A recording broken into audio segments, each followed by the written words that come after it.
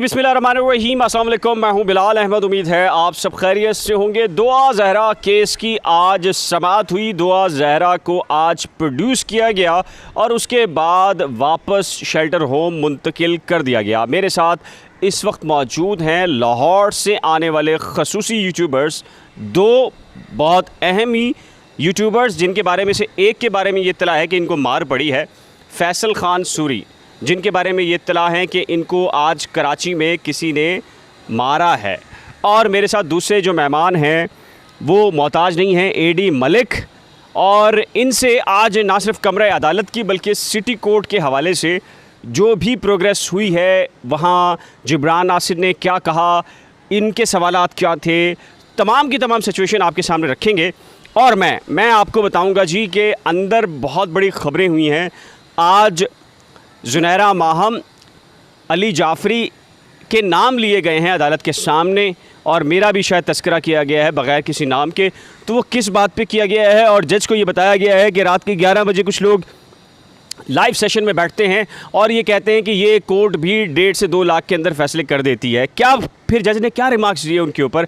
और एक और बड़ी ख़बर है, लेकिन वो इंट्रो में नहीं बताऊँगा, आगे चलकर आपको बताऊँगा। तो सबसे पहले फ़ैसल से बात करते हैं।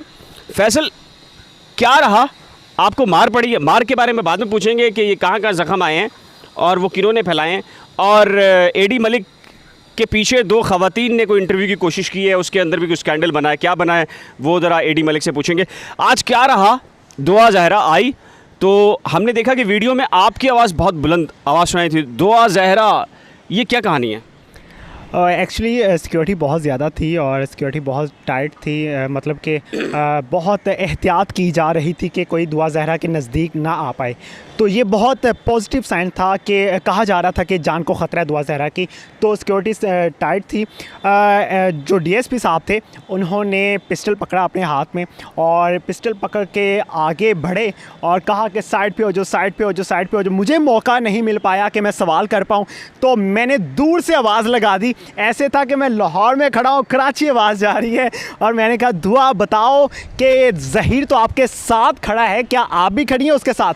तो वो जिन लोगों ने वीडियो बनाई है उन सब की रिकॉर्ड होगी है वो आवाज़, और मैं नहीं वायरल हुआ, आवाज़ वायरल होगी है। अच्छा, आप पर तशद्दुद हुआ है, किसने किया है ये बताएंगे, लेकिन मैं आपको बता दूँ जी, आम नॉर्मल हालात में इस तरह की सिक्योरिटी नहीं होती। लेकिन चूँकि हम 1.5 से 2 हफ्ते से मुसलसल ये बात कह रहे थे कि सिक्योरिटी थ्रेड्स हैं, कानून नाफिज करने वाले इदारों के पास ऐसी रिपोर्ट्स हैं कि दुआ ज़हरा और ज़हीर को बार बार कराची बुलाने और लाने का मकसद उनकी ज़िंदगियों से खेलना है, उन्हें यहाँ पर उनकी जानों को नुकसान पहुंचाना है। और आज इस बात की तस्दीक हुई है, जो कि डीएसपी साहब, आम तौर पे हमने कभी नहीं देखा कि इस तरह के केसेस के अंदर हो। और वो लोग जो प्रोपेगेंडा कर रहे हैं, झूठे गंदे किस्म के यूट्यूबर्स हैं जो कह रहे हैं कि सहाफ़ियों के ऊपर पिस्तौल ताल ली गई, वो बुनियादी तौर पर ये चाहते हैं कि कोई भी पुलिस एहलकार दुआ ज़हरा के साथ ना आए, और उनका जो मिशन है, यानी कि वो दुआ ज़हरा और ज़हीर को जो टारगेट करवाना चाहते हैं, उनके साथ 2-2, 3-3 लोग जो मशकूक किस्म के आते हैं, वो बुनियादी तौर के ऊपर एक मसला है। तो आज उन्होंने प्रोपेगेंडा किया है कि पुलिस ने सहाफ़ियों पर गन तान ली और सहाफ़ियों के साथ बदतमीज़ी की, धक्के दिए। बुनियादी तौर के ऊपर जो पुलिस कर रही थी वो दुआ ज़हरा और ज़हीर की ज़िंदगी को प्रोटेक्शन के लिए कर रही है, और हम उन पुलिस एहलकारों को और कानून नाफिज करने वाले इदारों को सलाम पेश करते हैं जो इन 2 बच्चों की ज़िंदगियों को, जो नापाक किस्म के जो अज़ाइम हैं, उनको खाक में मिला रहे हैं। फैसल, ये सब कुछ हुआ, क्या आपकी तकरार हुई है जिब्रान नासिर से? वो क्या था? मैंने सुना है कि जिब्रान नासिर थोड़ा सा घबराए हैं आपसे, क्या ये क्या मामला है? नहीं, मैं उनसे बहुत घबरा गया था क्योंकि उनकी पर्सनैलिटी बहुत अच्छी है, बहुत खूबसूरत हैं। खूबसूरत? हाँ, दाढ़ी बहुत प्यारी है, और ऐसी लड़की होती तो मैं काश सेट कर पाता। तो अच्छा, खैर, जिब्रान नासिर साहब से मैंने सवालात स्टार्ट किए, तो मैंने उनसे पहले पूछा, मैंने कहा सर मैं आपका इंटरव्यू कर लूँ, तो उन्होंने इनकार कर दिया, मुँह हिला दिया कि नहीं मैं इंटरव्यू नहीं दूँगा। तो वो थोड़े से आगे बढ़े, अदालत से बाहर निकले, तो मैंने उन्हें कहा है कि सर क्या आप मुझे बताएँगे कि आप एक नाकाम वकील हैं, आप अभी तक साबित नहीं कर पाए कि ज़हीर का ताल्लुक गैंग के साथ है? तो उन्होंने कोई जवाब नहीं दिया और मुंह मोड़ लिया उन्होंने। थोड़ा सा आगे बढ़े हैं आज आप उनके मनपसंद यूट्यूबर नहीं है ना? हाँ, ये भी मुमकिन बात है। अच्छा, मैं थोड़े से आगे बढ़े हैं तो वो सीढ़ियों की तरफ बढ़े हैं, तो वो सीढ़ियाँ चढ़ने की कोशिश कर रहे थे, तो मैंने उनकी टांग खींच ली। तो मैंने कहा जिब्रान साहब मुझे बताते तो जाइए कि आप नाकाम हैं, साबित हो चुके हैं। तो उन्होंने कहा, उन्होंने इधर उधर देखा तो उनके मनपसंद लोग खड़े थे, तो उन्होंने कहा बेटा नीचे आ जाओ, नीचे आ जाओ, नीचे जाके मैं प्रेस कॉन्फ्रेंस करता हूँ। उन्होंने प्रेस कॉन्फ्रेंस स्टार्ट की, कंधे के साथ कंधा मैंने मिलाया उनके, और मैं उनके साथ खड़ा हुआ। बहुत से मीडिया के जो नुमाइंदगान हैं वो खड़े हुए, वहाँ पे यूट्यूबर्स की तादाद बहुत ज़्यादा थी, जो सहाफ़ी थे वो बहुत कम थे। वहाँ पे सहाफ़ियों ने बहुत अच्छे अच्छे सवालात किए। फिर मैंने उनसे कहा कि सर मुझे मौका दीजिए। उन्होंने 2 दफ़ा मुझे इग्नोर किया। उसके बाद मैं थोड़ा सा ऊंची बोला कि सर मुझे सवाल करना है, तो उन्होंने कहा बेटा आप फैसला कर लो कि कौन सवाल करेगा। यही होता है। तो फिर मैंने सवाल कर दिया, फेंक दिया सवाल। जो सवाल था वो आप वीडियो में सुनेंगे, मैं नहीं बताऊँगा। सरप्राइज है। सरप्राइज़ है। लेकिन ये बता देता हूँ कि मैंने थोड़ा सा तल्ख सवाल किया था कि सर आपने गैंग अभी तक साबित नहीं किया, आपने ये साबित नहीं किया कि इंजेक्शन लगाए जाते हैं दुआ ज़हरा को। भाई बड़ी खबर है, फैसल साहब और फैसल सूरी साहब और एडी साहब और जो जितने भी लोग देखने वाले हैं, एक वीडियो आ गई है जिब्रान नासिर साहब की जो हम अपलोड कर रहे हैं। उन्होंने ये तस्लीम कर दिया है कि ज़हीर के पीछे कोई गैंग नहीं है, और अब आपकी ज़िम्मेदारी है कि वो बेशरम किस्म के वो गंदे यूट्यूबर्स जो कि इस पूरे मामले के अंदर जानते बूझते हुए कि ये कम उम्री का शादी का केस तो हो सकता है कि इसके पीछे लेकिन किडनैपर्स और गैंग नहीं है, लेकिन वो आज भी बाज नहीं आ रहे, और जिस दिन ये केस ख़त्म होगा उस दिन भी बाज नहीं आएंगे। उन्होंने हमेशा गंद की है और गंद करेंगे। लेकिन आप उनसे ये सवाल ज़रूर करें कि आज जिब्रान नासिर ने यह ख़ुद तस्लीम कर लिया है कि इसके पीछे कोई गैंग नहीं है, और इसका सबूत जिब्रान नासिर की मीडिया टॉक है जो हम आपसे अभी थोड़ी देर के बाद शेयर करने जा रहे हैं। किसने आप पर तशद्दुद किया है इस पे आऊँगा मैं। एडी मलिक, आपके साथ कुछ हुआ है, क्या हुआ है? बिलाल भाई, हमारे साथ कुछ भी नहीं हुआ। मैंने तो सुना है वो लाहौर से, कराची से वो आ रहा है कि जी एडी मलिक को पिटाई हो गई, 2 ख़वातीन ने घेर लिया, तारीख़ी चित्रोल कर दी। हाँ बिल्कुल, वो आप मेरे ज़ख़म देख रहे हैं ना, ये खून बहता हुआ नज़र आ रहा है आपको? शायद आपको नज़र नहीं आ रहा होगा। वो जो एक बुज़ुर्ग खातून बैठी हुई है ना, वो लाहौर के एक संत नगर के इलाके में, ठीक है ना, जिसने 3rd फ्लोर पर एक कमरा बनाया हुआ है, और जब वो वीडियो रिकॉर्ड करती है तो वो अपने अबू के कमरे में चली जाती है। अच्छा, ठीक है जी, क्योंकि उसका अपना कमरा है। नहीं खैर चलें, उनका मसला छोड़ें आप, ये उसको नज़र आ रहा है। लेकिन सिटी कोर्ट में हम कल भी गए थे, कल भी हमने वहाँ से अपनी रिपोर्टिंग की, बहुत सारी चीज़ें हमने कवर की, आज भी की। आज क्योंकि बड़ी अहम थी, क्योंकि दुआ ज़हरा को आज अदालत में पेश किया जाना था, तो यकीन करें बिलाल भाई कि हमारा जो एक डाउट था ना, बल्कि हमें डाउट नहीं था, हमें यकीन था कि दुआ ज़हीर को कराची में कत्ल करने के इंकशाफात और कत्ल करने की जो स्ट्रॉन्ग किस्म की वजूहात हैं वो हैं, और उनको टारगेट किलिंग के भी अमकानात थे। हमने ये, आपने, मैंने, फैसल ने और हमारा जितना भी पैनल है, हमने आवाज़ उठाई और अदारों ने वो आवाज़ सुनी। अल्हम्दुलिल्लाह जी, हमें फ़ख्र है जी हमारे इदारों के ऊपर कि उन्होंने बरवक्त कार्रवाई की, और बहुत सारे काम हो चुके हैं जो हम आपसे अभी शेयर नहीं कर रहे। जब ये केस ख़त्म होगा तो उसके बाद शेयर करेंगे।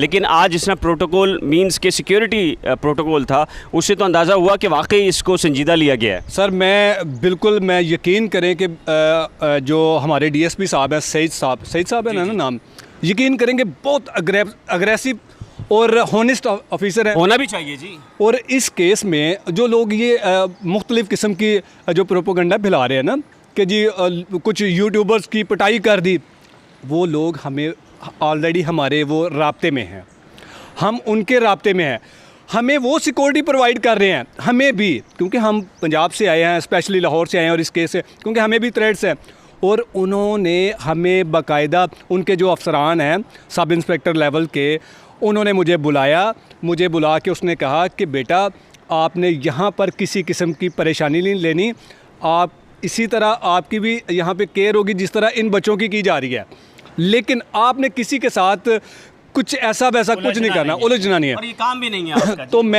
मैंने जब दुआ ज़हरा को आने की और वापस ले जाने की जो मैंने अपनी आंखों से देखा, उसमें मैं सर आपको ये बताता हूँ, क्योंकि अल्लाह गवाह है, मैं ना झूठ बोलता हूँ, ना हम अपना झूठ किसी को सुनाते हैं, ना दिखाते हैं। इस कदर सिक्योरिटी थी, सिविल तकलीफ ये है लोगों को कि दुआ ज़हरा के साथ सिक्योरिटी क्यों है। बिल्कुल मसला ये है कि वो चाहते हैं कि कोई ना हो और जो टारगेट उन्होंने तय किया हुआ है वो उसको कंप्लीट करें। बिल्कुल। और डीएसपी साहब जैसे और उनके आगे यूट्यूबर्स आ जाते हैं ताकि वो वाविला करें, ताकि सर वो मैं उनकी तरफ भी जाता हूँ। डीएसपी साहब आए हैं, उन्होंने वेपन अपना निकाला है क्योंकि उन्हें दिया गया है, उन्हें पता है कि कहीं से भी कोई भी टारगेट कर सकता है। उन्होंने वो वेपन हवा में लहराया और उन्होंने कहा पीछे हट जाएं। और वो जो नंगे सस्ते बुज़ुर्ग और जो जाली किस्म के खुद को यूट्यूबर कहते हैं, बल्कि यूट्यूबर की कोई एथिक्स होती है, उन्हें वो उनका भी नहीं पता, और वो ऐसे घबरा के पीछे चले गए हैं। आप देखिए जितनी भी वीडियोस वायरल हुई हैं, क्योंकि मैं फैसल को कवर अप कर रहा हूं, क्योंकि कैमरा मैं ऑपरेट कर रहा हूं। आपने जितनी भी वीडियोस देखी हैं वायरल, उनके चैनल पर भी एक आवाज़ उसमें गूंजती हुई सुनाई देगी कि दुआ बताओ, ज़हीर ने तो आपके लिए सब कुछ कुर्बान कर दिया कि आज भी आप उसके साथ खड़ी हो। ये वो मेरे ख्याल से फैसल खान सूरी था। फैसल, कहाँ चोट लगी है? हाय मेरी बक्खी टूट गई। नहीं, दिखाओ ज़रा तुम्हारे कहाँ चोट लगी है। सर चोट लगी है उन लोगों के दिलों पे, दिमागों पे चोट, दिमागों पे चोट लगी है कि यार तुसी पहले व्यू देख लो। उनके दिमागों पे चोट लगी है यार, ये बंदा लोरों आके सानू क्रॉस करी जा रहे हैं। ये बड़ा मसला। देखिए जी, ये दोनों इस वक्त मेरे साथ मौजूद हैं और ये ब्लैक ड्रेस जो है इन दोनों ने पहना हुआ, मैंने भी पहना हुआ है। तो किसी ने और ने भी कहा कि यार ये ड्रेस जो है कोड आ गया है, तो मैंने कहा यार मैं भी ब्लैक पहन लेता हूँ। इसमें मैं थोड़ी सी बात आपको ना बता दूँ जो मैंने देखा दुआ ज़हरा ने। अब जैसे ही दुआ ज़हरा को मोबाइल वैन में आगे अगली सीट पर बिठाया, जो ड्राइवर था, बड़ी विक्ट्री।